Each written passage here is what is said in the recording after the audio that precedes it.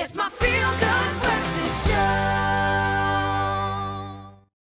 Well, what is getting up is that you need to be very careful while you're out there on the roads, especially if you're in Cape Town, because the past couple of days have seen relentless winds hitting the mother city, the southeaster, with some 40 to 50 kilometer per hour winds that have caused road closures. Even tourist ferries to Robben Island have had to cancel out. In the KZN, possible thunderstorms have caused the Moses Mabhida swing to be closed off. And we've got on the line right now leigh-anne Smit, who is from the South African Weather Services. He is a meteorologist there, just to give us a bit of insight on what's going on with our weather right now. Leigh-anne, thank you very much for taking our call. Yeah, good morning. So it is a bit unusual for us to be experiencing these rough kinds of winds at this time of year. So did it catch the South African Weather Services by surprise too? No, not really. Typically, for this time of year, we're used to these west-northwesterly circulations that are associated with low-pressure systems and frontal passages. But on the odd occasion, like we had Tuesday into Wednesday, we've got a high-pressure system that reached in the south of the country. Now, high-pressure systems are typical summer circulation, and we're actually quite used to during the summer months.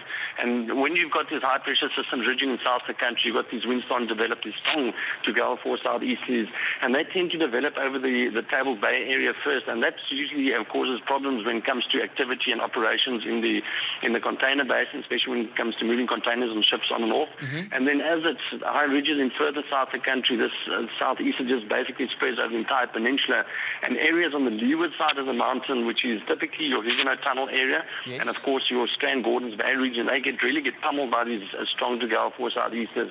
And we've seen it before, especially that road before you get into the tunnel, cars, it's been, especially trucks, has been knocked over due to these strong winds. Exactly. And the reason for that being, if you check to the right-hand side of that road, you've got this valley running up against the mountain that causes a Venturi effect and a hell of an increase in the wind speed, and that causes the problem with those trucks on the bridge up. And speaking of those wind speeds, what do they need to be in order for the weather services to issue a warning? And what conditions do we need to see out there in order to avoid going out, firstly, and even driving? Oh, we've got certain criteria that needs to be reached when we start issuing warnings when it comes to wind. We're talking about 35 knots. Now, 35 knots is approximately 70 kilometers per hour. And the winds that we experienced that went up to about 25 to 30 knots, so it didn't actually reach that gale force criteria. But due to the fact that it's on the leeward side of mountains, you actually get the gust factor that increases quite significantly. Okay. And that gust factor, that is the actual part thereof that causes the problem with these vehicles. So for criteria, the national warning criteria, wind speed, we're looking at 35 knots. When it comes to rainfall, for example, we're looking at 50 millimeters of rainfall over a period of 24 hours. Yeah, and I guess that's what we have been seeing over the past couple of days. And so in terms of the forecast for today, what can we expect? Is the wind going to be dying down a little bit? Oh, I must say we really got a mixed bag of weather that's heading for us and that we're experiencing at the moment. Last night we had that front that moved over the peninsula, basically southwest Cape. We got quite a bit of rain overnight. It has eased off a bit over this peninsula, Boland, southwestern Cape areas. But currently ahead of the system, we're talking over the central interior down to the eastern Cape. There's quite a bit of showers and sun activity associated with it. Ourselves here in the western Cape, we're still going to experience the rain showers today, or over the southwestern parts that is. But then as the system moves through, we've got a cut of low system that's developing, and that's going to start moving slightly northwards up along the west coast and then gradually across over the country. And the rain that we're expecting out of this cut of low system, we've got quite a bit of heavy rain already in the Grabouw area.